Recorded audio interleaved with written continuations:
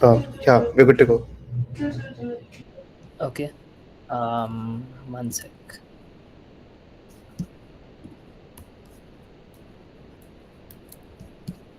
Sorry, I'm just trying to scroll. Okay. No, does anyone know if I can just stay on screen and still change slides, or do I have to go to slides itself to do that? There would be an option on Google Meet itself of allowing the change right now towards the right corner button. Yeah, yeah, that's what I did. Although I don't see an option that says you can scroll in or out. ठीक है.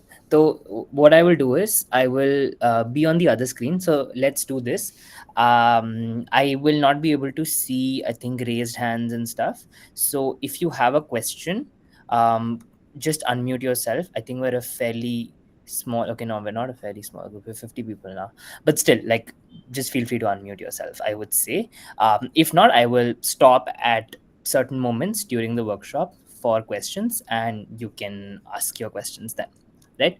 All right, great. Hello everyone. So thank you, Yatal, for that introduction. Workshop today will be on economics.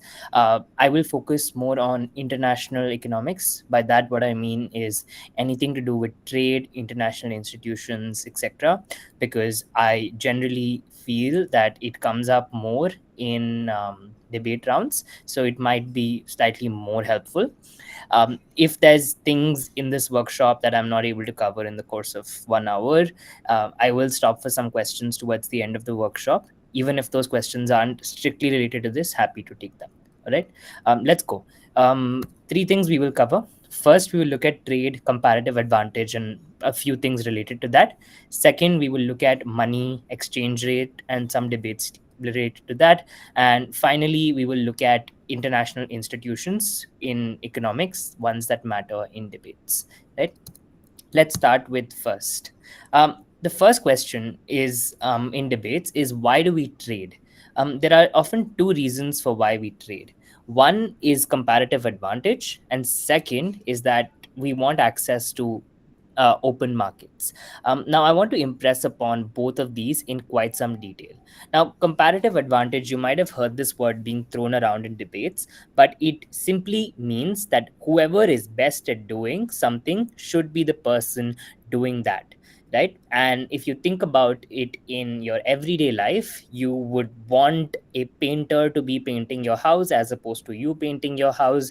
You would want a cobbler to be working on your shoe as opposed to you working on your shoe. So it is a natural consequence of a world of specialization that those with comparative advantage should be the ones giving you a certain product or service, right? Which is the intuitive idea of comparative advantage. Then is the idea of open markets. And this I will come to in a bit, but the idea is the more you trade, the more access to markets you have. So if India trades with the EU, India also has a market to trade with other than India itself, right? Now, on comparative advantage, this becomes useful in debates sometimes to really think about what are the different types of comparative advantage that countries have. The first, which is the most frequently used in debates, is cheap labor, right? So we think of countries like Bangladesh, which are known for textiles. And the reason they have a lot of textile industries is because it is a labor intensive industry. It requires a lot of people. And it just so turns out that wages in Bangladesh are not that high, especially for Western companies. Same with India. Although in India, the context is slightly different. For us, our main comparative advantage is that we have a huge share of English speaking population, which in the early 2000s was made to sit in call centers, and and that was cheap labor for a lot of Western companies. Other comparative advantages, which I also think are useful thinking about in debates, are sometimes climate. Colombia and a lot of South American countries are really big exporters of agricultural products just because they have favorable climate. Saudi Arabia, Qatar, etc., come up in any debate about natural resources.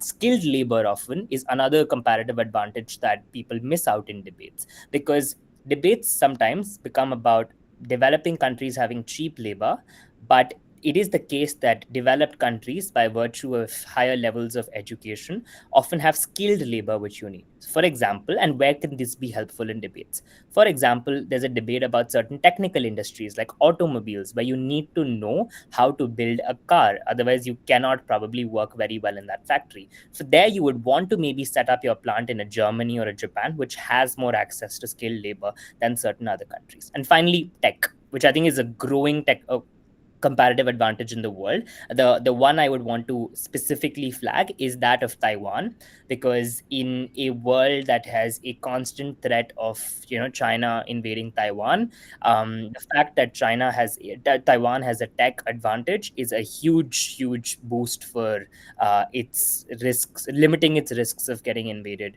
by China. Yes, someone raised their hand.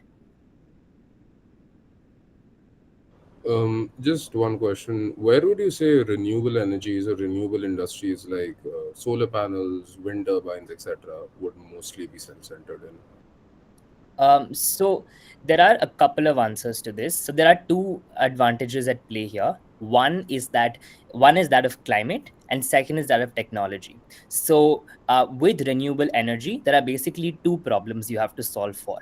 One is the day-night problem, and second is the seasons problem. Day-night problem, like especially with solar energy, is that there is no sun at night, there is sun in day. So there is a day-night problem. And second is the climate problem, which is that there is more sun in some phases of the year, less sun in certain other phases. So naturally, places close to the equator solve for the climate problem a bit, because there is more sun throughout the year. So that is one intuitive way of thinking about it. But if you want specifics, the problem with most renewables is that we have the ability to generate renewable energy, but we don't have the ability to connect renewable energy to grid storage systems, which is what powers the electricity that comes to your and mine houses. If you want to take a quick example, India has a ton of solar capacity, which is to say that we have a bunch of solar panels installed which are able to generate a bunch of electricity, but we haven't figured out how to connect that to the grid that goes to businesses and households. So that is a problem. And if you want to read about this a little bit more in terms of renewables, you should read about what Brazil is doing. So Brazil is a pioneer, I would say, in green hydrogen specifically. It is basically making, it's basically replacing your fossil fuels with green hydrogen and incentivizing a lot of companies to set up there. So maybe that's an example you can read about. Did someone else have a question?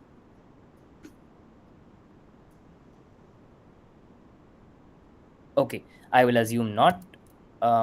Yeah, okay, no, someone has a question. Yes, just unmute yourself because I can't see who is asking the question. Okay, I will wait for 3 seconds. If not, I will move. Three, two. Um, Yeah, am I audible? yes. Yes. So my question is that how is that point of a country having natural resources because of their geographical area uh, usable in debates? Like, how do I essentially use it? Probably like how just. Yeah, so I think this slide will try to cover that. If your question is not answered at the end of this slide, ask me again. Right. So how do you generally use? Because the title of this slide is just that the mere existence of an endowment is not enough to make it a comparative advantage. A very good thing to think about here is that when you think of who produces the most oil in the world, most of you might, if you don't know the facts or are not a quizzing nerd, might come up with Saudi Arabia as the answer. But weirdly enough, US is the biggest producer of oil in the world. We don't think about this often, and despite Saudi Arabia having the biggest comparative advantage, US does export more oil, right? The idea here is that sometimes we just don't want to say that there is favorable climate, etc., etc. We often want to pair that analysis with other policy level things. So to answer your question, if we go back to the renewables question, a lot of countries around the equator get access to sun all throughout the year, so naturally they should be good hotspots for renewable energy.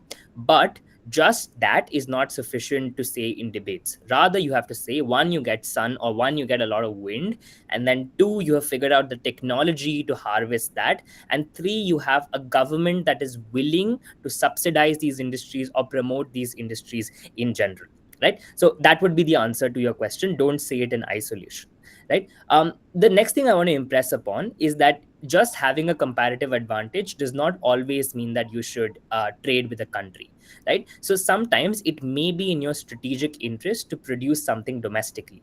For example, India wants complete self-sufficiency in rice production. So even though countries, other Southeast Asian countries like Vietnam, Thailand, Pakistan, etc., sometimes produce rice that is cheaper than what you produce in India, the Indian government considers it to be a risk, especially from a food security perspective, to import rice from other countries, because what will happen if there is a trade shortage somewhere, something, right? A good example of this is what happens in Europe. So prior to the Russian invasion of Ukraine, there was a lot of talk about how the EU, sorry, did I say US? I meant Europe.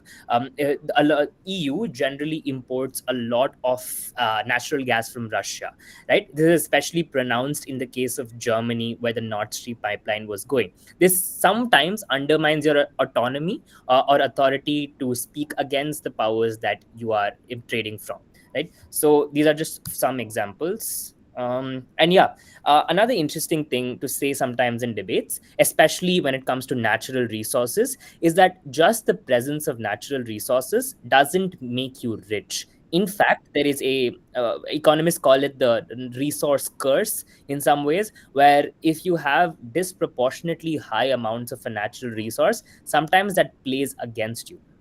A good case study here is that of the Democratic Republic of Congo. So the DR Congo has about 70% of the world's supply of cobalt. Now, cobalt, if you haven't read much about it, just seems like an everyday material to have. But here's the useful thing about cobalt. Anything that you need, from having your phone charge faster, or if you want your electric vehicle to not run out of battery when you're in the middle of a highway, all of those things are powered by cobalt. So presumably a country which has 70% of things that you need for EVs and smartphones should be a rich country, right?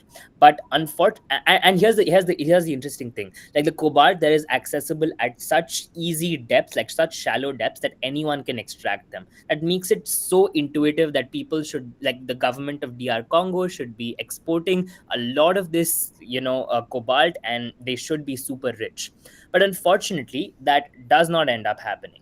Um, there's a good book about this called Cobalt Red, if you want to read about it. But the idea is that in most countries that have a surplus of natural resources to a disproportionate amount, there is a rent-seeking behavior at play.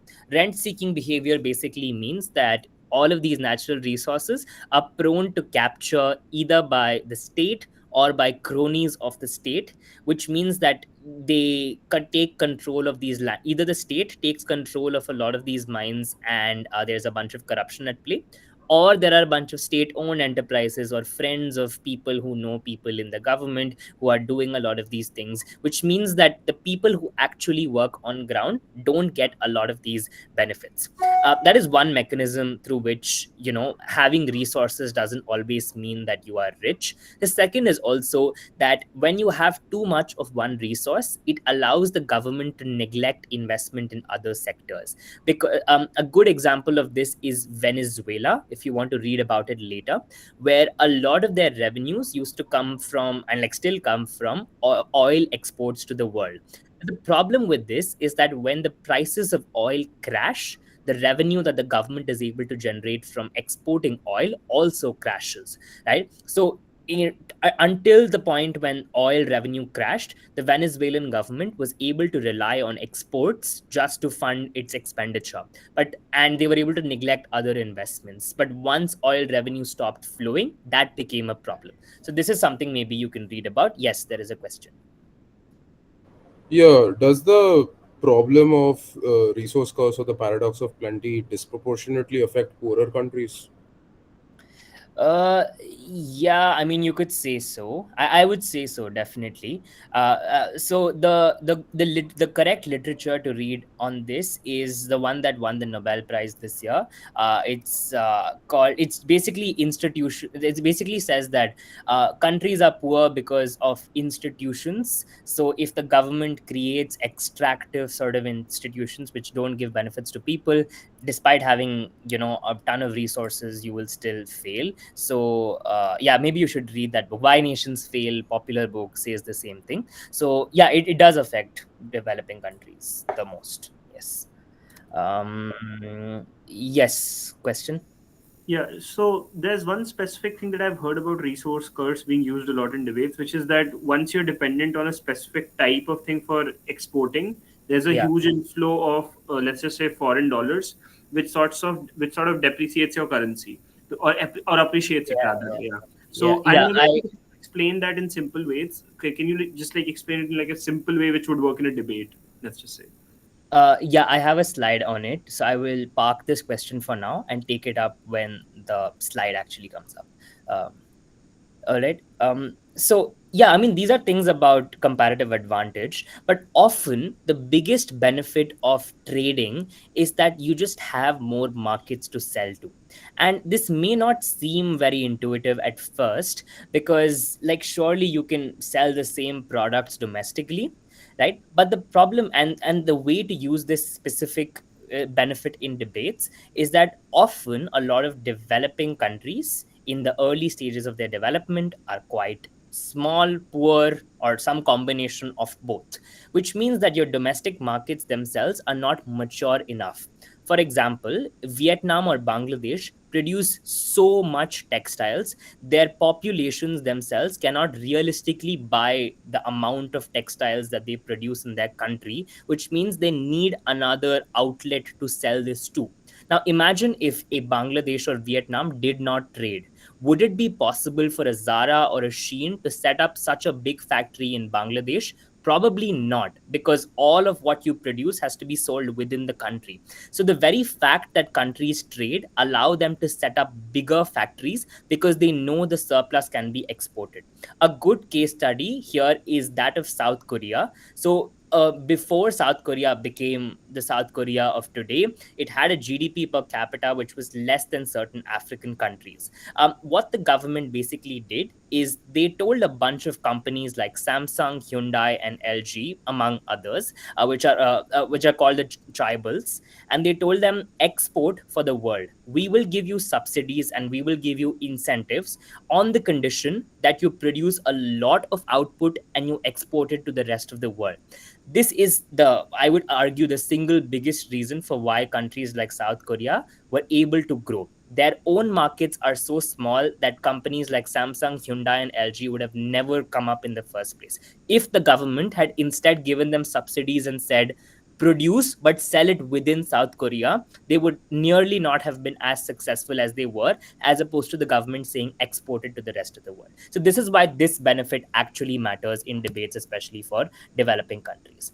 Yeah, and also, there is a simple benefit of tech transfers that happens. Tech transfer in this context basically means, if for example a Samsung starts trading with the US, it probably also gets some tech, like some tech from the US in return. This looks like direct investments from some US investors, some collaboration with companies, etc. All of that matters for developing countries. Now the question, and this is often used in debates, I will take that question right after this slide, which is often used in debates, is the question of where do you want to be in the line of manufacturing value chain. So the value chain, the production chain or value chain, whatever you want to call it, has a bunch of stages. And the example I will use here is that of Apple. It is quite easy to understand. Apple and the iPhone. So the first stage of production of the iPhone is someone in Silicon Valley, California, is researching what they want to include, how they want the software of the next iPhone to be. Now, this is a fairly high value task because your everyday experience of the iPhone is quite significantly determined by the R&D that this person in California does. So that is a very high value stage of the production process. Then what happens is, once you've done the R&D, the next step is manufacturing. So for manufacturing, Apple relies on TSMC. So TSMC in Taiwan makes chips that go into Apple. These are again quite significant because the speed of your iPhone is determined by the speed of the chips inside it. So the better quality chips you're able to get, your iPhone is able to do a lot more than previous versions of the iPhone. So again, a fairly high value step, right? The third step then becomes assembly. Now assembly is basically the chips are made, the body of the case of the iPhone is made. Someone needs to sit together in a factory and put all of these things together, right? Now this, if you imagine, is a slightly lower value add compared to all the other steps. So this is traditionally outsourced to companies like Foxconn. And the interesting example is that Apple's market cap is around $3 trillion. Foxconn's, which is the company that actually assembles the iPhone, is just 50 billion. Like Apple is worth 60 times of the company that assembles the iPhones for it, just indicating how low value assembly is, right? And then once you assemble the iPhone, it goes back to the US, where a bunch of people, like marketing MBAs maybe, are paid to do the distribution and marketing for the iPhone, which again matters quite a lot, right? To just link this to India, because this is easy to understand, you might have read news that says that India is becoming a big exporter of iPhones. There are factories in Tamil Nadu and like South India generally, which are exporting a lot of iPhones. Apparently, they are hitting like $1 billion worth of iPhone exports every year, and that is supposed to be a good thing. So this is what the news will generally tell you if you read the headline. But here's the interesting thing. India is doing a lot of the assembly work for iPhones, which is stage 3 of this process. So chips come in from elsewhere. There are some workers in India who are sitting and assembling the iPhone. Now, it depends on you how you want to use this in debates. On one hand, this is good for India because jobs are being generated, iPhones are being exported from India. But on one hand, you are doing the least valuable part of the value chain, which is just assembly. So debates often are around, do you want to be higher or lower on this value chain, and which is what I think is somewhere covered in motions like, yeah, motions like these. Like, should countries have reliance on low value manufacturing, or should they move up the value chain, which is the debate on the previous slide. And in general, any debate on protectionism, etc., often covers these themes. Yeah, question. Just to be clear, this value graph talks about monetary value rather than like economic utility value, right? What do you mean by either of those words? So, I mean, what you're talking about in terms of value, I feel is, well, it makes sense if you're talking about the economic value being spent on doing any of these processes. For example, R&D obviously costs more than doing manufacturing or marketing or distribution, right?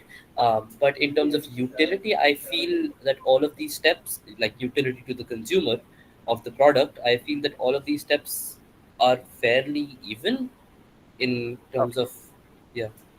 Okay, I would disagree, because so value is, in everyday life, value of something is often determined by scarcity, of who can provide that for you. And I think that is the general logic of this curve as well, which is that the R&D for the iPhone can be done by very few people who know the Apple ecosystem and know what to design. The manufacturing for the iPhone can be done exclusively by TSMC or companies like that, because it takes billions to build a semiconductor fabrication plant, so no one else can do it. The assembly for the iPhone for many years used to be done in China. Now it has moved to a large degree to India. It can be done by anyone, not anyone, but like anyone with reasonable level of technical skills. So it is fairly replaceable. So that is how the value here is generated. It also may coincide with economic value. Some steps are cost more, but I think the intent of this is on how scarce the service being provided is. Yes. Any other question? Yeah, I just wanted to know, in the previous slides, you had talked about how economy can be boosted by catering to foreign interests over national interests. by telling companies to come and produce more for like to export the same product more. Like, wouldn't you say that that makes the entire stance for these governments very paradoxical, because you want to grow the economy by not catering to domestic demand first? And how do you deal with that in debates? So the first way and the most intuitive way is to just refute the idea that there is domestic demand, because these countries have low per capita GDP. Low per capita GDP generally means that you save more, spend less, save for a rainy day, so on and so forth. Often, a lot of the goods that you produce, especially in like large factories, are often exceed the amount that a person within these countries would want to spend. For example, you would say India is a 1.4 billion dollar 1.4 billion population country, but is the market in India 1.4 billion? No, it is not. It is a very, very, very small chunk of that 1.4 billion. So companies that set up shop in India, they aren't looking for a 1.4 billion car market. They are looking for something much smaller. So that is how you would say. And the other way is to say that this generates jobs. Jobs means that you can buy something else. So you set up one factory in India which exports abroad, that generates 100 jobs. Let's say 100 people have money, they use that money to buy something else. There is often not a case that there is a shortage of goods, it is often a shortage of money because there is a shortage of jobs. Got it. Thanks a lot. Just one additional question is the fact that what is the incentive for a company to come and set up shop in a very poor country with a very poor populace, apart from the fact that you are getting a lot of cheap labor, but at the same time, this cheap labor is very unskilled in nature. So, a very technical company like Samsung's, for example, which mainly deals in electronics, what is the incentive for them to come in, let's say, a very dirt poor country with a lot of unskilled labor? Well, so maybe they will not go into a dirt poor country. That they would go into a country which may be unskilled, but the government is willing to make it very easy for them to do business. So this is what they call the ease of doing business index, and the idea is simple: time costs money. If it takes me like 4 months to register a piece of land, 2 months to set up electricity and water connection to my factory, and a lot of time in other processes, that is production or revenue that I'm losing out. So even though my population may be unskilled, if I'm able to make it easy for you to enter and exit my country, that is a big advantage. So that is one. Second is all the things that I just told you in terms of land, water, electricity. They also are cheaper. It's not just the labor that is cheaper. So that also helps in some way. And three, and here's where if we like later in the workshop, we'll talk about trade agreements. So oftentimes, these dirt cheap countries that you're talking about, they are part of a lot of free trade agreements. They don't impose a lot of tariffs on other countries. If you are among those type of countries, it is easy for me to do business with you because I get preferential access to certain other countries, etc. So those are the things you'd want to say. Otherwise, I don't think there are any natural incentives to set up shop in a place in the middle of nowhere with a bunch of unskilled labor. Yeah. Okay. Let's move. Yeah, so I think some of these motions covered in the discussions that we just had right now, so I'm not specifically pausing for them. Second part, we want to cover some bit about currencies and exchange rate. First question to ask is, what really is money and why do we seem to want it so much? Right. So you would have read this in like 10th, whatever, CBSE textbook. I don't know about others, but money is just a store of value. It is other things as well, but in the context of debates, most useful is that it is a store of value. Money in itself has no value of its own, hence it is often called fiat currency.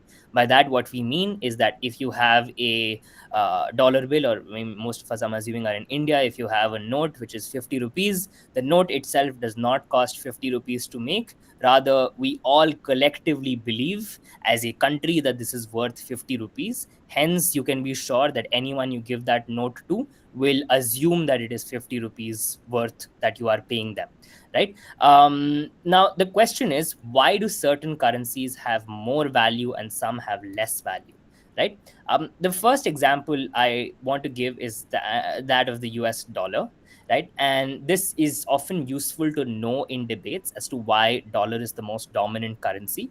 A bit of history here, just for building your own understanding, is quite helpful.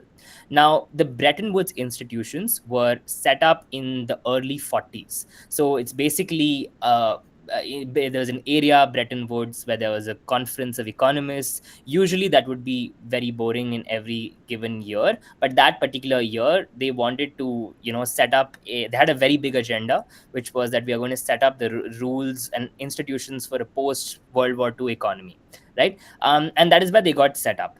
Now, the interesting thing is there is one economy that came out well at the end of World War II, and that happened to be the US, because they were not involved a lot. They actually profited from selling a bunch of weapons and defense equipment to Europe. So they were prospering quite well, had recovered from Great Depression by then, etc. So they said, you know what, we can make the dollar as a currency you can all rely on. We will initially they pegged the value of the dollar to gold, and they broke it off later on. That does not matter for debates in general, although you should read about it. But there was a deal in the 70s, which is often called the petrodollar agreement, which was very important in maintaining the value of the US dollar in the world. What this deal basically said is that the US will give military protection to Saudi Arabia, and they wanted only one thing in return. That one thing was, whenever you sell oil as either Saudi Arabia as the OPEC cartel, just denominate the sale in dollars, or like sell the oil in dollars. Now it seems like a very, I don't know, nonchalant, what does this even do sort of agreement. But the problem is this, and the interesting thing about this is this: if you denominate something in dollars, you need dollars to pay for it. So oil, I would argue, has been the most dominant fuel powering our industries and economies for the last whatever 30, 40, 50 years. And the US dollar is always in demand because everyone needs to pay for oil, and everyone needs to settle their import bills in dollars. That, in my opinion, single most biggest reason for why there was sustained demand for the US dollar. Otherwise, there is no reason why we should continue holding one particular currency as a reserve for so long in the world, right? And what does this really do? I want you to, even if the idea of currencies and exchange rates is not very intuitive, because not all of us, I assume, have studied economics, just think of it like this: the more something has value, like the scarcer something is, the more demand something has, the more it has value, basically. And the US dollar almost always has demand in some way, shape, or form. So in any debate, if you're ever asked to defend the dollar, you just have to think of reasons why there is a continued or sustained demand for dollars, and that will give you reasons for why the dollar is a very safe currency for you to have. And the natural consequence of something being so high in demand is that I can keep printing is not the right word, but I can keep printing in some ways as much of this dollar as I want. Because I know for a fact that even if I print more dollars today, someone will demand them tomorrow, right? Other countries, unfortunately, do not have that luxury. So if India and the RBI decide that we want to increase the supply of Indian rupees, because you know what, it's helpful, that will not work, because the Indian rupee does not have as stable a demand as the dollar does. So that would be quite harmful for us. It may not be as harmful if the US does it because they have a demand. Yes, question. Specifically in decoupling debates, in which, let's say, you're talking about the complete isolation of a country. Let's say the US would decouple from the world, or like US and China would decouple in each other. I just had this one argument by a person: if the US decouples from the world, if it goes in a state of isolation, the dollar may not be the global currency anymore because of non-US involvement. Is that true to some regard? And would that necessarily happen realistically in a decoupling debate? Yes, it can be proven. Whether it will happen in the real world, I am not sure, but can it be proven in the context of a round? Yes. I think two main reasons. One is, if you do less business with the US, you need less US dollars, period. Second, if the US becomes isolationist, people's confidence in the US economy reduces because I think you can prove why being isolationist generally means that there's a lot of instability. You have to figure out a lot of things, etc. If there's low confidence in the US economy, there's low demand for US dollar, which makes other alternatives like the yen or I don't know, the euro or some basket of currencies is often the alternative to support in this case. Why people will support that more. Yep. Any other question right now? Okay. Okay. I just I realized mean, we have it's a some little bit on bit exchange. Yeah. Sorry. Go on. it's a little bit unrelated to what you're telling, like what you're talking about right now. But if like if you want to take this up right now, how do you establish like government capacity or incapacity in say debates about domestic economics?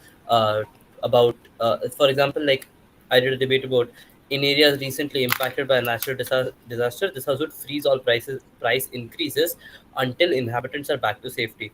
Now, the a key clash in this debate became that like does the government Okay. have the So I'm gonna capacity have to to. pause you here. I understood. Yeah, that's okay. Yeah. Understood. Yeah, maybe this towards the end of the workshop, but I understood the Yeah, question. thank you. It will just break the flow a bit if we start discussing that right now. Okay, so in general, for those of us who are slightly unclear on exchange rates, exchange rate is basically how much of a currency can I get for 1 unit of my currency, or the other way around. So the current exchange rate is approximately, if you give a US dollar to someone in India, they will give you 85 to 86 or whatever the rate is today worth of currency. This is called a floating system of exchange rates, which means this rate of US dollar and Indian rupee is determined by how much of Indian rupee and how much of US dollar is there. Right. So the third bullet point here is what you should go away with if you just want to use this in debates and nothing more. The more someone wants a currency, the more value the currency has, and the stronger it gets. The less someone wants is it, the weaker it gets. So and if the value of a currency drops because of the free market means how much demand, how much supply is there of it. If it drops because of that, it is called depreciation. But sometimes central banks deliberately try to drop the value of a currency, or sometimes they try to prop up the value of the currency, and that is called devaluation, or appreciation. If it is down, it is devaluation. If it is up, it is, I don't know what it is called. Yeah, people don't do that often. So question is, why might someone want a currency that is low in value? Because all our life, in our personal lives, we have been taught that it is good for something to be stronger, for it something to have more value, so on and so forth. So why would you want a weaker currency in general? The reason is that if you are a developing country, you are most likely going to be someone who exports to the rest of the world because of the reasons that we discussed slightly earlier in the workshop. Another interesting thing is, the weaker your currency gets, the cheaper your goods get. So if one US dollar today is worth 85 rupees, and if tomorrow the US dollar gets stronger, which means the US dollar can buy more Indian rupees. So let's say the US dollar goes from 85 rupees to 90 rupees. That means that a customer in the US can buy more worth Indian goods from $1 that they give, right? So earlier, if they gave $1, they could buy only 85 rupees worth of, I don't know, a candy, but now they can buy 95 rupees worth of a candy. That is why countries often do this. The biggest example of this is, oh yeah, actually, there's a bunch of things here. Biggest example of this is China. In the 90s and the 2000s, Chinese economy grew by almost 8 to 10% every single year. And a large part of this was because they were able to export cheap toys, cheap manufactured goods to the rest of the world. They did this often through deliberately keeping their exchange rates low so that their goods would be cheaper to the rest of the world. So quickly, just looking at what weak currency, strong currency, what are the benefits? As I said, if you have a weaker currency, that is makes your exports cheaper. It promotes domestic industries because anything you import from the rest of the world is expensive now. So instead of importing, you would just want to produce it within your own country because that is cheaper right now, right? And it also attracts short-term investments. What I mean by this is, if I have $1 and I am in the US and I want to invest in India, earlier that $1 was giving me 85 rupees worth of investment. Now that $1 is giving me 95 rupees worth of investment. So in general, maybe I want to invest in India. That is one reason. Like, strong currency, on the other hand, what are the benefits for it? A strong currency makes imports cheaper, like intuitively, right? This is important. For example, if you look at India, India imports a lot of oil. So if the Indian rupee strengthens against the dollar, that helps us reduce our oil bills, and that helps the government to some degree. It also reduces the debt burden, and this is often useful in debates which get slightly technical. So a lot of times companies borrow debt from the world, which is called external borrowings, and this debt is denominated in dollars. So if I'm an Indian company, say like a TCS or an Infosys, I have I've taken 100, maybe like 100 million worth of debt, but this is denominated in dollars. So if the dollar gets more like if the dollar gets weaker, my debt burden reduces. And this is not just a hypothetical argument. If you like read about this in the news in the last 1 month, the debt burden for Indian companies is actually quite high. And it is high because the rupee is depreciating, the dollar is getting stronger. So this is actually something that happens in the real world. Finally, a strong currency, sometimes you can make the claim that it attracts long-term investment, because this is intuitive reasoning. People think strong currency means more value for a currency, which means the government must be doing something good, which means this is a good country to invest in. Before I take question, I will come back to this question, which I think someone asked earlier, which is the Dutch disease. The Dutch disease is basically that if a country relies on exports from one sector, let's say I am a country that only exports oil. Now, I will export oil to the rest of the world, which means that people have to pay me for my oil, right? So if they want to pay me for my oil, let's say I'm India and I'm exporting oil, they need the Indian rupee, because if I am an oil exporter sitting in India, I can't spend any other currency, right? I want in my payment in Indian rupee. So the demand for Indian rupee will increase because you're selling so much oil to the rest of the world. Now, we know from basic demand and supply that if the demand for something increases, the value of said thing increases. Now, this is a problem for me, because if you go back to the previous slide and think about it, when the value of the Indian rupee increases, any export from India becomes expensive. And that's bad for me because I was selling cheap oil to the rest of the world, right? Now, the problem is this strong currency also hurts other sectors. For example, I'm not the only person in India that's exporting oil.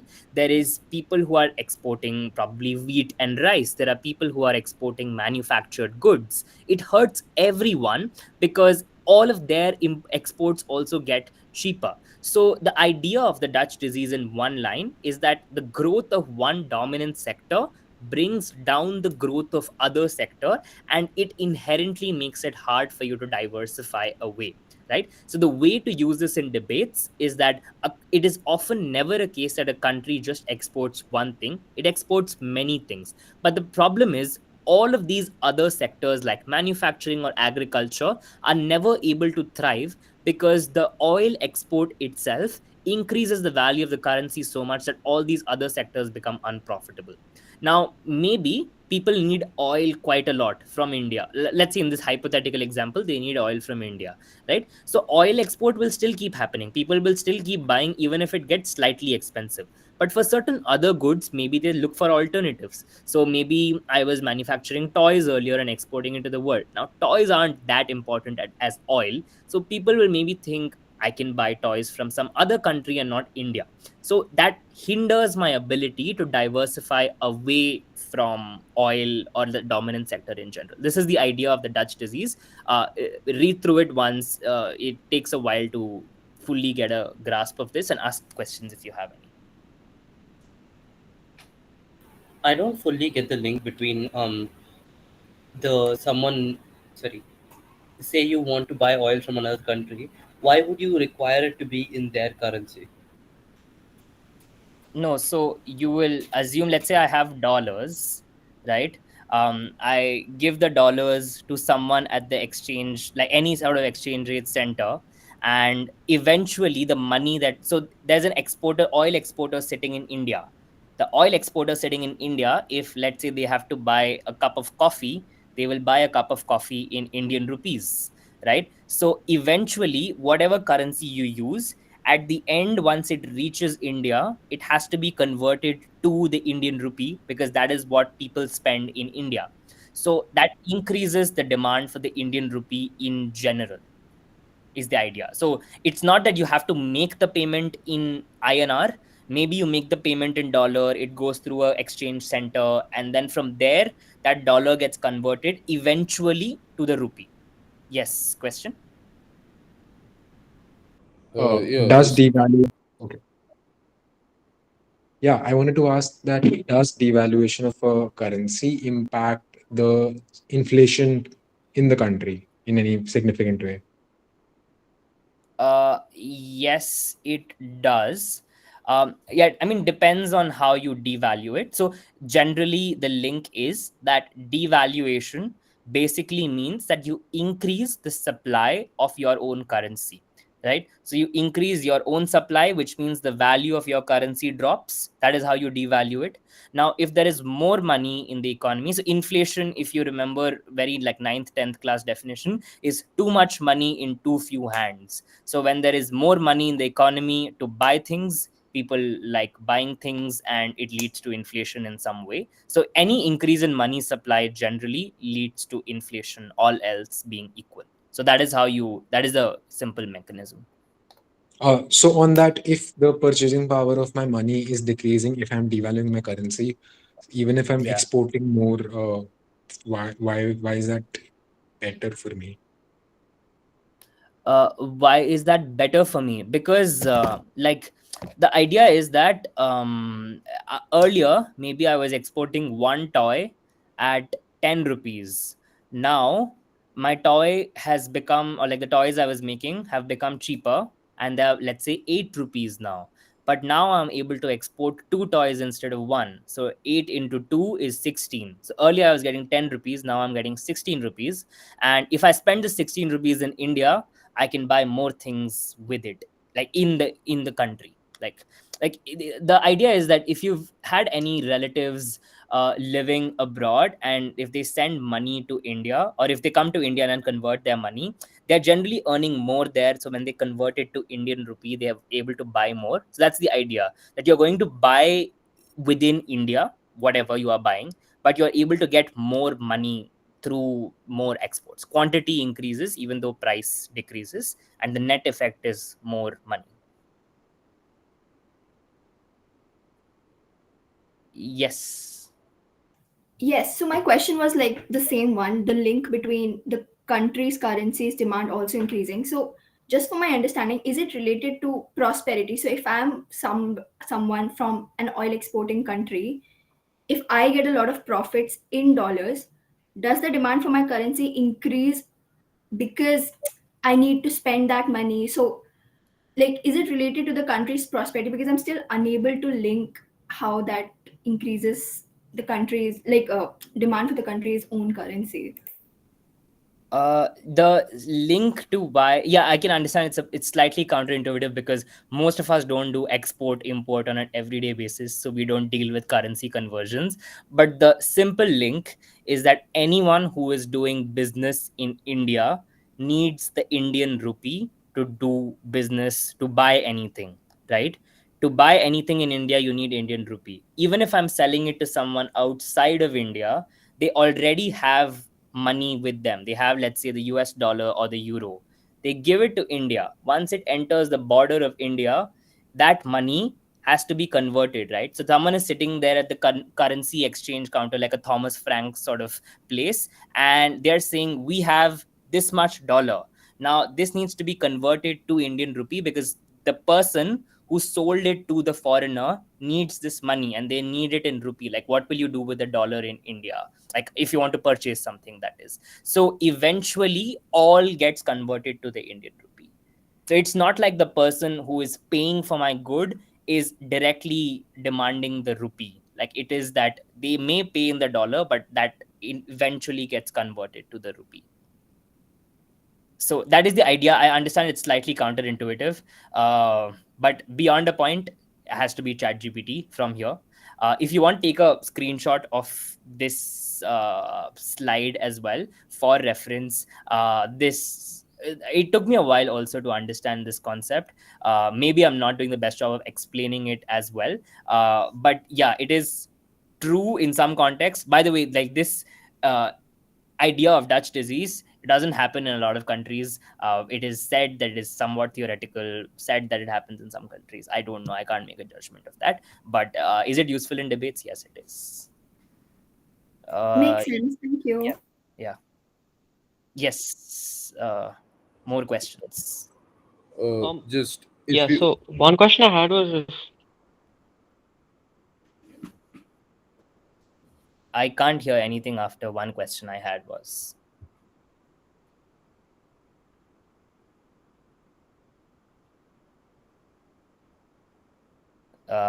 Yeah, okay, I I'll don't think I can continue hear then. you. Can you hear me? Now I can hear you. Yeah. Hello. Cool. So my question was, if you devalue the currency and you, let's say, increase the, like, exporting becomes easier, right? That means that the demand for the currency increases globally. Then doesn't that actually balance out the devaluation because the demand is increasing, but the value has been decreased at the center of the country? Yeah, that's actually a very sharp observation. If you increase your exports, the demand for your currency will obviously increase. So, which is why devaluation sometimes is never a. If countries keep doing it. So, if you read about what China did, they persistently devalued. So, like every meeting that their central bank would have, it was part of their agenda to devalue keep the Chinese currency low.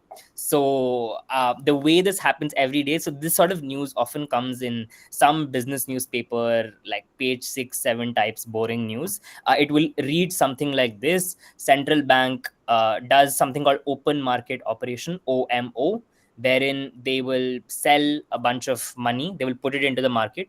So if it is Indian government, the way it does, so for in a slightly technical term, is that they will buy a government security, a government bond or something like that, and then when they buy something, they have to pay, right? So they will pay to the market, pay to India at large, the government or whatever. They will give them money for that, and there is more money in the economy. So it is an ongoing process. You are correct in pointing that out. Any other question here? Okay. just one Yeah. last question. If you are a smaller country like India and you're going to an alliance like BRICS, what is, if you could just tell me the process in which you are trying to make a currency that tries to counterintuitive or battle the US dollar in the global outfront? How do you do that per se? Do you like trade amongst yourselves, or do you trade with more countries per se? Sorry, can you repeat? You are so what about BRICS? Do you want me to answer? So, if you're like a weaker country like India that is suffering from the dominance of the US dollar in itself, and you try to make an alliance with other countries like BRICS, for example, to introduce, let's say, new global currencies, how do you do it essentially? Do you like trade amongst yourself and increase the demand of the global currency? Okay. Got it. Yeah. So one is, like you rightly pointed out, you will trade in whatever basket of currencies other than the US dollar. That is number one.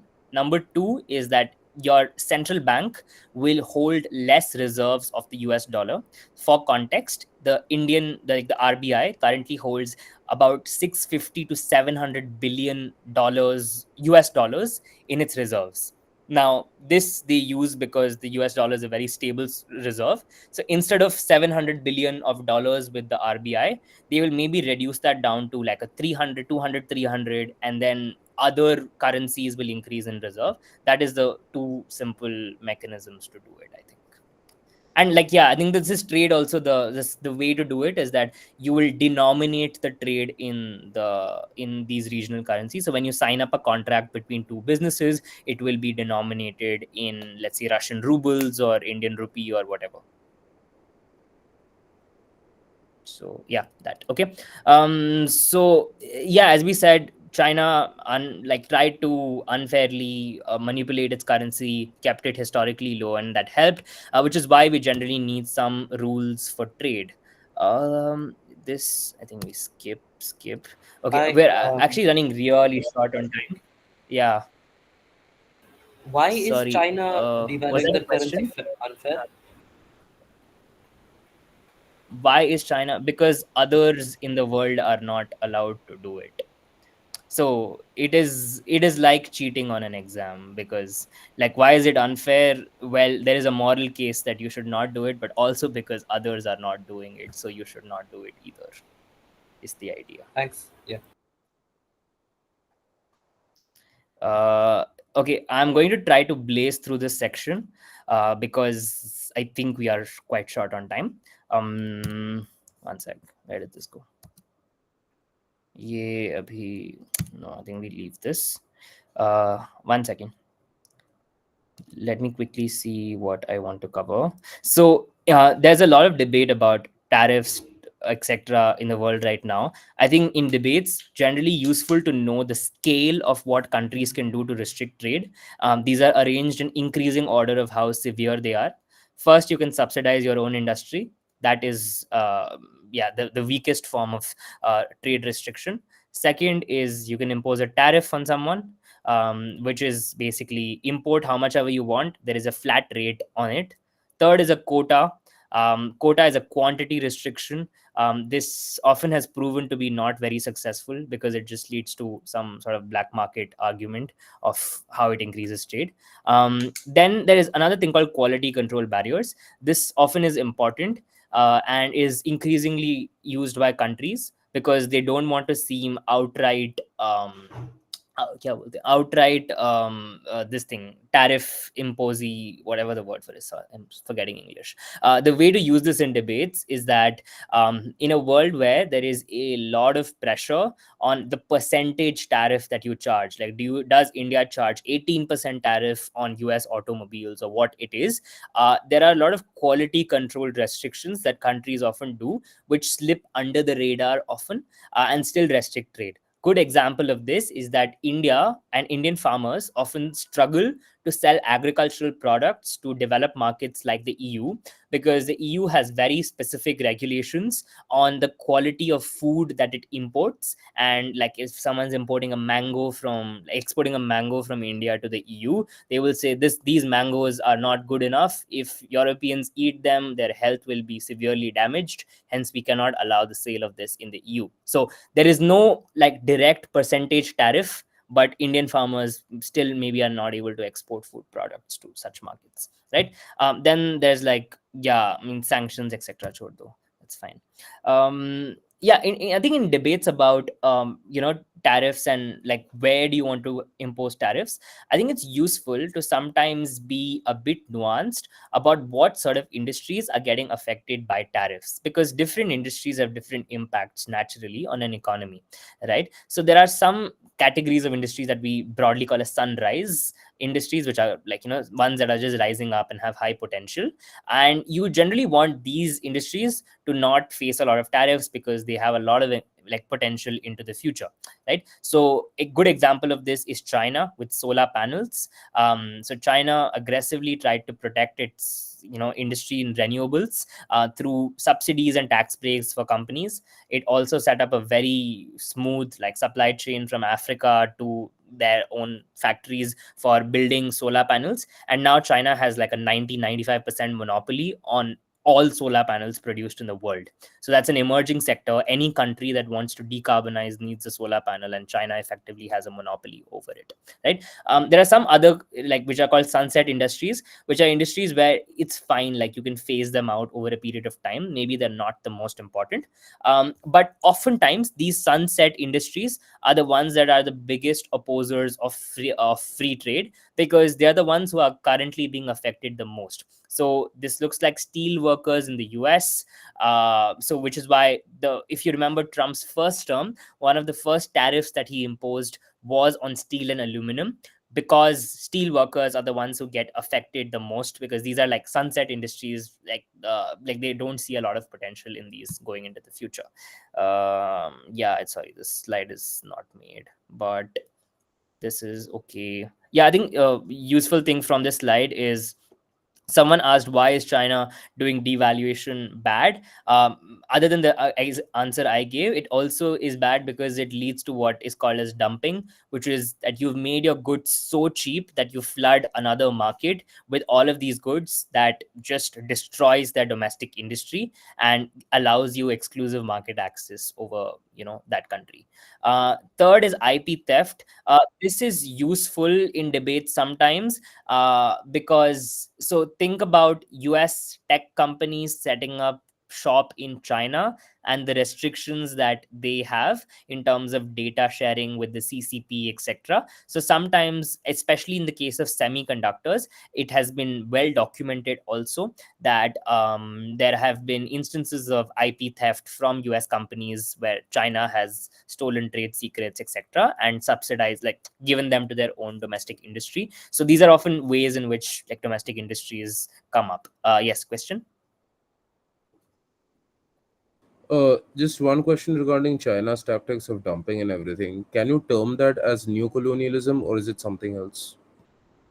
No, I don't know what to term it. Like, I am not very well versed on like what is the word for it, all this political economy sort of words of what constitutes as neocolonialism versus what is not.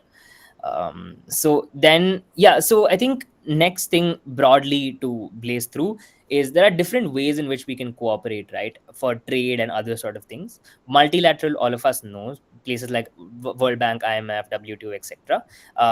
Then there's regional or minilateral, which is specific group of countries whose incentives align, they come together for a trade bloc or something.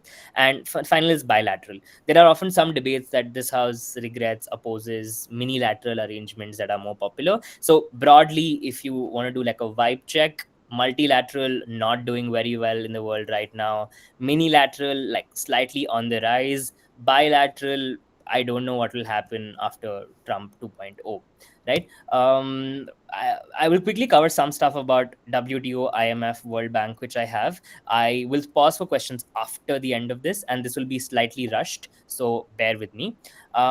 World Trade Organization. Useful things to know is that, wait, actually, not this. I think the useful thing to know about WTO is that currently they are slightly dysfunctional. They are largely dysfunctional because WTO, more than anything, is basically gives you the rules for trade, how to trade, what to do, what not to do, etc. So naturally, any body that gives you the rules for something should also give you the ability to adjudicate disputes on said rules, right? But the problem with the WTO is that the appellate body, which is supposed to be the body that does all this dispute resolution, is dysfunctional, defunct, whatever you would call it. And this is largely because the US has blocked all new appointments to the appellate body. So anytime someone says, hey, what about this person for appellate body, the US says no. And that means that they just don't have enough people to make decisions on dispute resolution often, right? Why is the US doing it? Because it thinks that certain WTO judgments aren't always in the interests of US economy at large, right? There are some challenges that WTO generally has, like especially for developing countries, which are useful in debates. One is a like a one size fits all free trade approach. They say every country must treat every other country with MFN status, which is most favored nation, which means you only apply as much tariff as you would apply in the most favored country. So this basically means that if I am best buddies with Vietnam and I apply 10% tariff on Vietnam, MFN basically means treat all other countries like you would treat your best friend and apply the same level of tariff on them, right? Agricultural subsidies is a good thing to read about in general, because it is a point of contention in the world right now. So the idea is that Indian farmers are saying, like India at large is saying, that European farmers in general do like they get 5 times the amount of subsidy that an average Indian farmer gets, and that is extremely unfair and should be stopped, etc. So there's a debate about what is the correct threshold for subsidies, what the WTO should do, etc. on that. Third, intellectual property. WTO regulated trade is often very strict on intellectual property, sometimes hurts developing nations because tech transfer does not happen. The rest we can leave.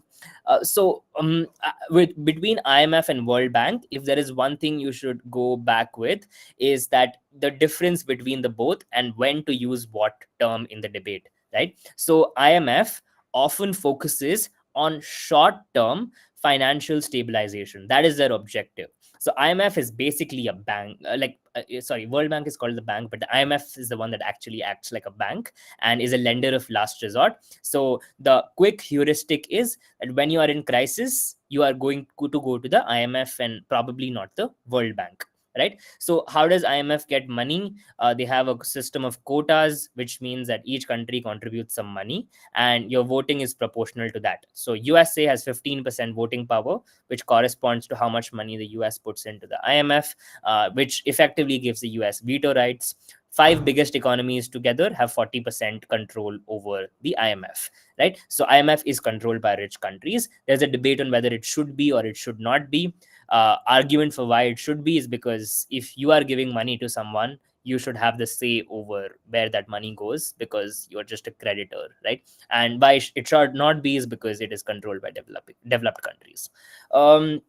There is a small bit on special drawing rights, which I'll come to later. I think we are a little short on time. So there's a laundry list of harms which happens sometimes when IMF comes to your country. This is, I would argue, more important in debates. What is IMF basically? They are giving you a loan and they want their money back at the end of it, right? So when they are giving you the loan, they will impose a bunch of conditions on you for the repayment of that loan, which sometimes may not align with your national interest. That is the crux of what is the problem with when IMF gives you loans sometimes. So usually these measures are called austerity. Austerity basically means that IMF says, as the government, you should cut spending as much as possible, because if you spend on other things, you have intuitively less money to pay back to the IMF. So generally these cuts in spending look like some sort of welfare payments being cut down, social expenditure being cut down, which hurts the poor, vulnerable, and you can say that stuff in debates. Then they also say you should privatize some state-owned companies. Why do they say this? If you privatize something, you are selling something to a private company. That private company will give you money, which means the government has more money to pay back the IMF, right? So it generally leads to a loss of sovereignty in some way, because the IMF is effectively telling you that you should do X, Y, and Z if you want loans. Then as I said, like, it has some social impacts because healthcare and education sometimes pay the brunt for it. Then IMF also wants you to do free trade. They don't want protectionism, because as for all the benefits that we discussed in the early part of the workshop, free trade gives you yada yada yada. They generally like that. So the problem with IMF is a lot of countries often fail to repay their debts. We don't know whether it's because of the conditions IMF imposes or because of the countries themselves. Case in point, Pakistan, they, if I'm not wrong, are the country that has borrowed the most number of times from the IMF, and they are in still no better position to repay their debts than they were before, right? Quickly, World Bank, in one line takeaway is that World Bank you go to for long term needs, long term development of your country. You want more children to go to school, you want more doctors to treat the poor and the vulnerable, you want more roads to be built. Those are things the World Bank does. Their objective is poverty alleviation and sustainable development, so anything to do with that they will probably fund you. They also do proportional this thing, and voting structure is similar. And yeah, the interesting thing is World Bank also gives you loans, but they're often like low interest, no interest loans, because these loans go to the most vulnerable countries you can possibly imagine. Same problems sometimes with the World Bank as the IMF. They ask you to privatize, they ask you to do like cut down on spending, etc. So yeah, I'm not going to go through the examples because we're out of time, but wait, can I quickly just see what else we have? Okay, not a lot else. So maybe I'll take questions if there are any in this section, as opposed to going through the contents of the slide, because we're well past the 1 hour 15-minute mark. So any questions so far on the World Bank, IMF debates you may have come across, what to do, what not to do there? Okay, lovely. The rest of the stuff, I imagine, is not that important. Yes, Yatharth. A very small question. A lot of times in economics debates, people try to make it more about IR. If we, let's say, you bring in an argument about World Bank or IMF, they just say it's controlled by US, etc. Therefore, it's not valuable. What is a mechanism by which that can be tackled? Yeah, I mean, usually it is just to prove the alternative, that the alternative is China, and say that we don't know who it is controlled by, and that is far worse than knowing who is controlling the IMF. See, I mean, that is what I have found most persuasive. But if not that, the next is to just question whether that control is actually bad per se. Because as I said earlier, like if someone is giving you money, should they have some ability to make sure that you are able to repay them back? Probably yes. And oftentimes the way to do this is to displace blame from the IMF to the country itself. So case in point, Pakistan maybe. Problem with Pakistan, among other things, is that their tax collection capacity is severely limited. Around 30 to 40% of the Pakistani economy is run on agriculture, but like India in some ways, they don't have tax on agricultural land or any agricultural activity. That effectively, takes out a huge chunk of taxable activity, and for some other reasons as well, which I myself don't know in a lot of depth, they basically aren't able to collect tax. Now, in a country like that, where the government is struggling to collect tax, is it not fair for them to ask them to reduce expenditure on certain areas if that it means that they're able to repay money back? Yes, probably.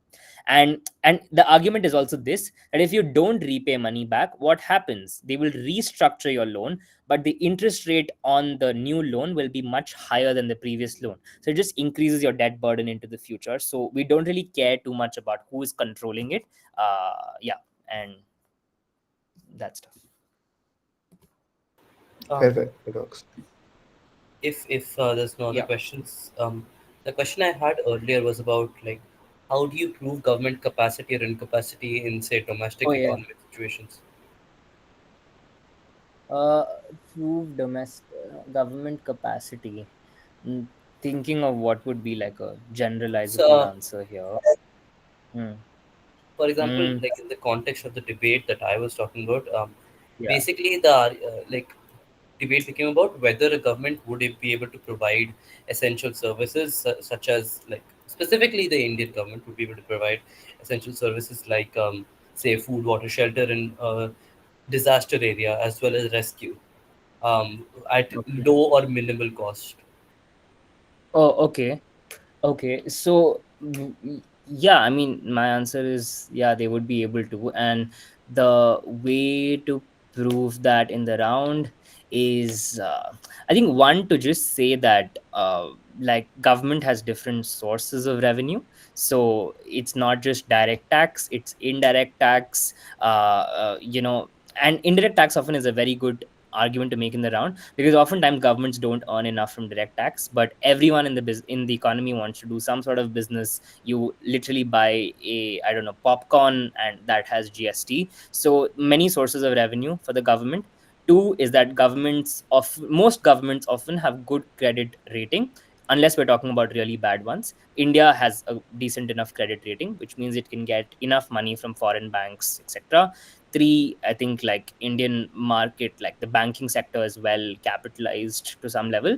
It has a lot of money flowing around. There are a lot of state owned banks, which means government can tell them to literally redirect their loans to certain places, certain sectors. Those are ways the government can do a lot of these sort of things.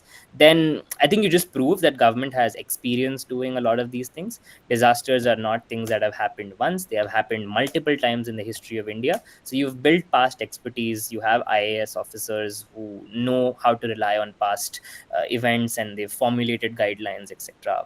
Probably.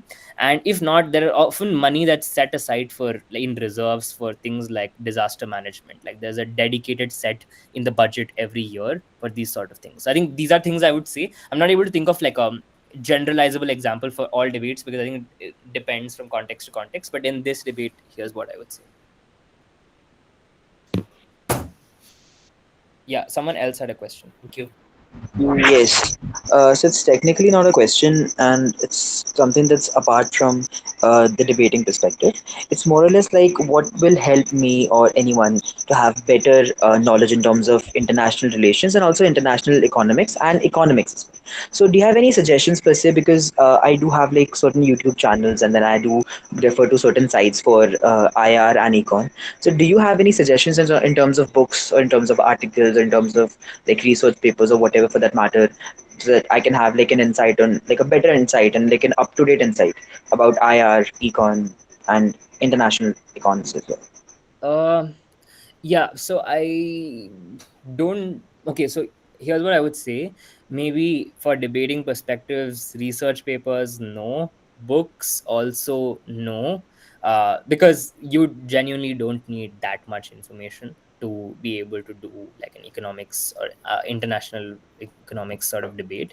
Articles, yes, 100%. Articles, podcasts, whatever, 100% yes. So what is helpful is, I think you should first draw some sort of mind map for yourself of things you have to read about.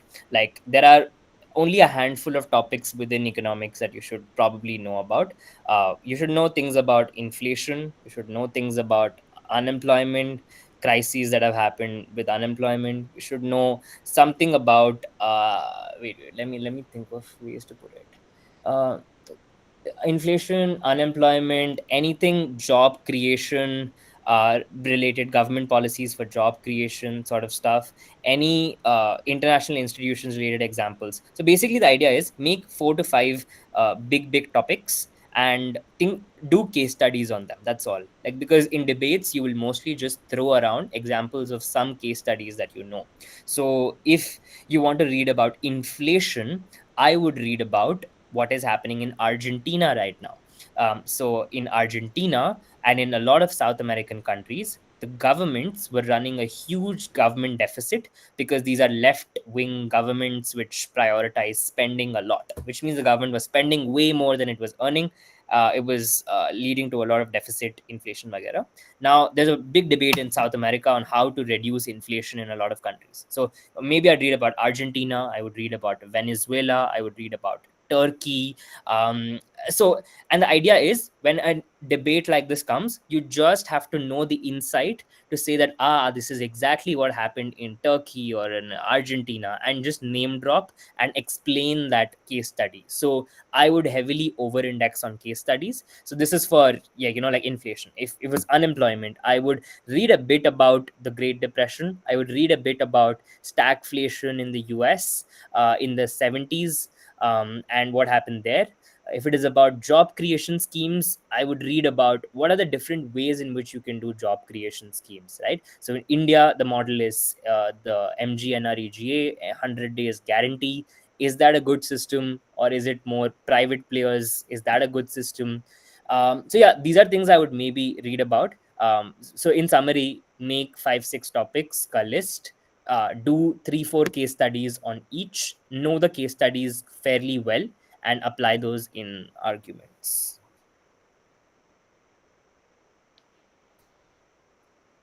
Yes. So this is more so of a debate-related question per se. Yeah. So there are so many debates in which, like, for example, if it's a mixture of economics and IR, the comparative of the debate turns more so about factual assertions rather than structural reasoning. For example, if you're telling such and such facts about one country over such and such facts about other countries, in such cases, it might be easy for debaters, but then for judges, it is difficult to create that comparative because, again, which fact holds what value, etc., etc. So, in such cases, like, what could be the ideal way of cleaning up the debate or making the debate like more easier to, let's say, concretize in terms of comparative? uh, so no, I understand the problem, and it is a fairly real problem. The problem is that there's a distinction. So if you think of like an entire spectrum, example heavy analysis is on one end of the spectrum, and so-called structural generalized reasoning is on the other end of the spectrum. Now, like, depending on which side of the spectrum you are in, you just have to convince the judge that you are close to the other side. So if you're giving one example, so for example, if the debate is about what is a good recent debate, so let's say some debate about tariffs, right? So someone says that the US imposing reciprocal tariffs on India is going to be really bad for the Indian economy, right? And they give you some fact check on, why certain sectors vagera are quite impacted, and they know the facts about US imposing tariffs. And that's a very specific example. Now, the someone who is more generalized and does not know enough spec would probably want to say things like, oh, India maybe has other alternatives, it can sell to other places, not the US, it can escape tariffs, and so on and so forth. Now, your objective is to say that what I am saying in this so-called generalized analysis is still applicable to this specific case. So even if the US is US is raising a tariff of something percent on pharmaceuticals. So India is the biggest exporter of generic pharmaceuticals to the world. Now, if US imposes a tariff on that, surely that would hurt Indian pharmaceutical sector. But the person who knows generalized analysis can say that, okay, thanks for that fact, but here's the deal, right?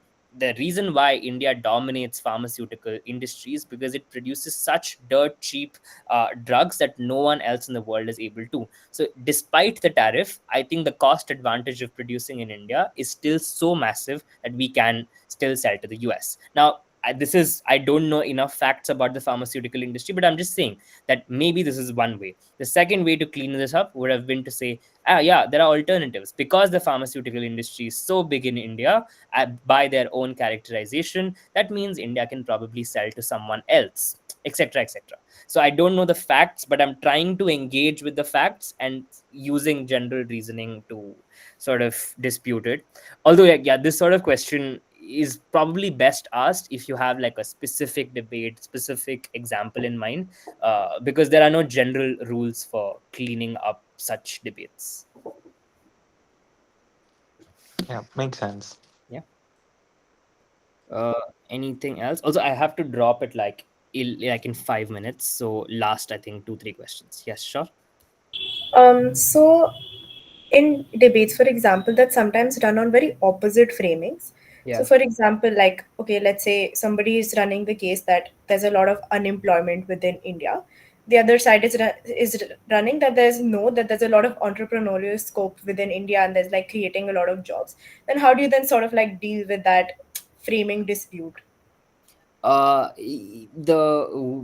I mean, I think we'll just use some level here. I think we use very structural reasoning, as it is called in debates, to beat this. I think the in this specific case, the idea would be to say that, so if there is entrepreneurial activity happening in India and you have to think of a way to respond to that, there are generally two paths available to you, correct?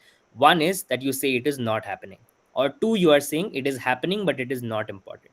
Now you have to first decide which of the two you want to take, because if someone is giving you a different framing or characterization compared to what you are saying, which is that there's a lot of joblessness in India, so you, as I said, you have two options. So first you pick which one is more doable. I would say do both. First is to say, and entrepreneurial activity is actually not that high. It is very restricted, and a lot of the entrepreneurial activity that did happen ended up failing. I would think of some reason to prove why this failure happens. So that is path one. Path two is to say it does not matter a lot. The way to do that is, one, a lot of small scale entrepreneurship does not generate jobs. Like, you start a startup with your friends, maybe your five friends are employed, but not a lot of people. Two, employment is quite contingent on success. Three, oftentimes venture capitalists prefer a agile startup compared to a bloated one, so they tell you actively to reduce the number of people that you have working.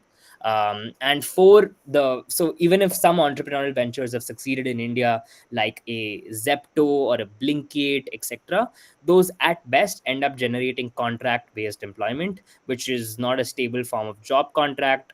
Maybe one day a Zomato driver gets X amount of money, but they are not an employee of Zomato or a Blinkit. They are just a contract worker. The labor laws are really bad. So these are ways to say, yes, it is happening, but it is not that important. So I hope that answers.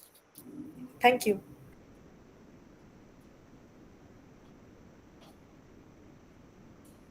Okay, anyone else?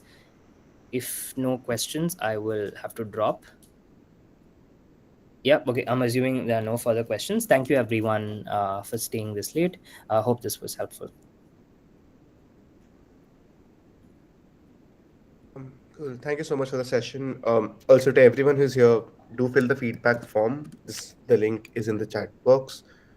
Will help for every session. And thank you for joining. All right, good night. Bye bye.